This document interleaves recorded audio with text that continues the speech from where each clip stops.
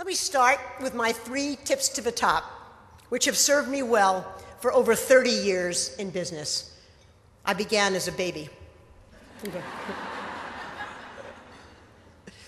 So, my first tip is to make a difference. I've suggested this to almost anyone who has asked me for career advice, regardless of where they are in their career progression. I firmly believe that if you do what you always did, you'll get what you always got. In every job you do, the business must be better for your having been there. Too many people think it's okay to keep their heads down, to fly below the radar screen and not make waves, especially in a challenging job market. As Shakespeare once wisely observed, when the seas are calm, all ships show mastership in floating. But I'd argue that in tough times, companies need just the opposite. We need people who are willing to push the envelope and to challenge whether our sacred cows are still producing milk. Throughout my career, there were many times when I could have taken the easy way. But instead, I made some tough calls, and I believe I made a noticeable difference. Take our decision to split Kraft Foods, for example. You may have heard about our plan, but let me tell you how it came about. When I came home to Kraft in 2006, we faced some significant challenges. Our stock had been stagnant for 5 years, and our financial results were at the bottom of our peer group. Growth had slowed. It wasn't even close to the projections that we had laid out at the time of our IPO.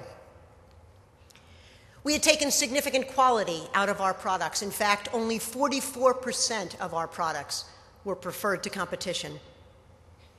Our innovation pipeline had slowed to a trickle, and it was filled with products that were new to Kraft, but not new to the world.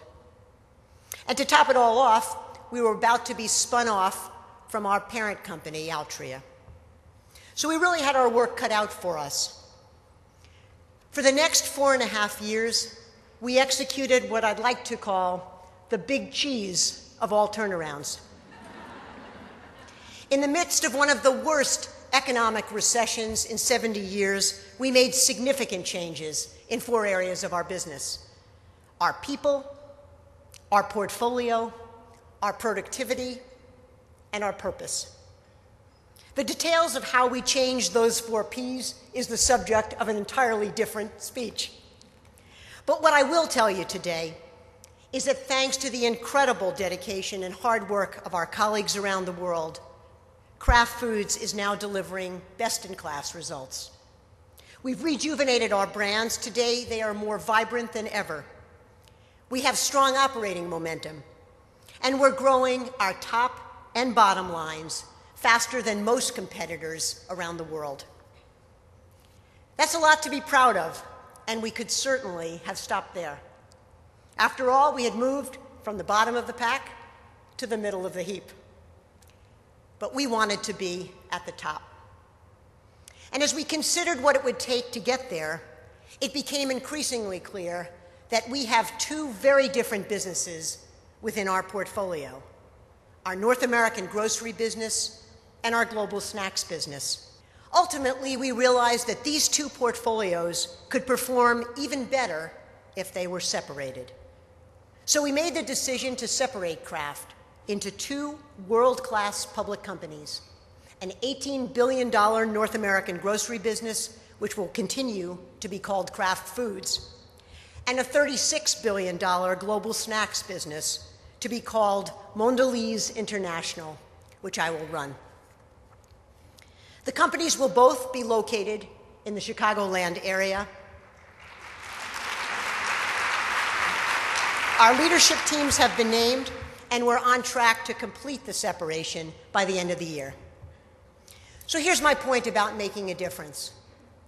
Was anything the matter? No. Was anything broken? No. In fact, our businesses had never been healthier. But by not resting on our laurels, by pushing the envelope, by challenging those sacred cows, we're confident that we are creating two world-class companies that are going to deliver even stronger results for our consumers, our shareholders, and our employees. Before I move on, and because this is mostly a female audience, I can't resist telling you that one of the questions I am asked most frequently about the split, usually by men, is, Irene, why on earth do you want to run a company that's smaller than the one you run today? And I have to answer, when will you guys ever understand that size is not the be-all and end-all?